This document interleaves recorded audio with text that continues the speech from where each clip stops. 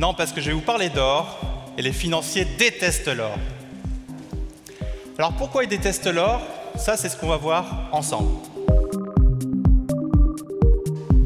Bon, vous l'avez compris, l'or, aujourd'hui, c'est le grand tabou de la finance. Alors l'investisseur agile, lui, il réfléchit un petit peu différemment. On parle de diversification, il a une excellente diversification d'actifs. Il va avoir de l'immobilier, évidemment. Il va avoir du financier, des placements financiers, des comptes bancaires, ça, il n'y a pas de doute.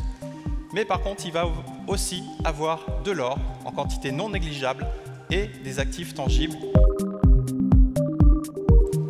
Le calcul de l'inflation, l'INSEE a inventé des choses géniales pour pouvoir réduire l'inflation. Le premier principe, c'est le principe d'exclusion.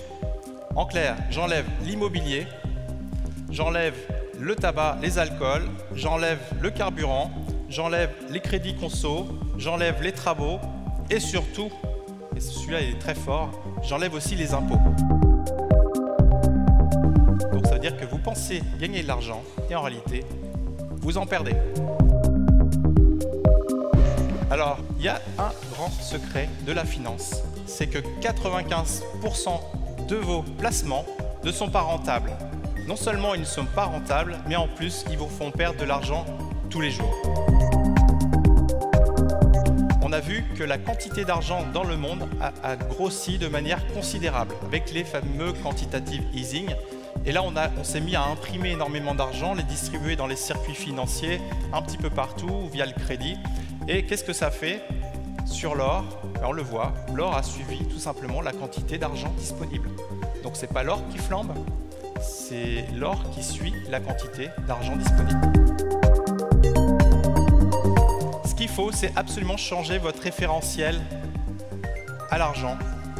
En fait, l'euro, ce n'est pas une monnaie.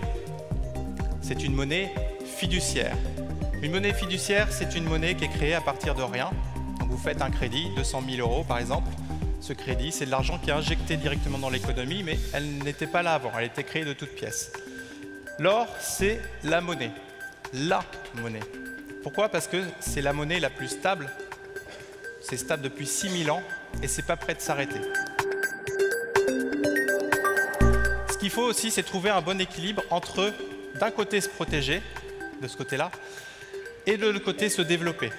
Si vous faites que avoir peur des crises, au final, vous faites rien.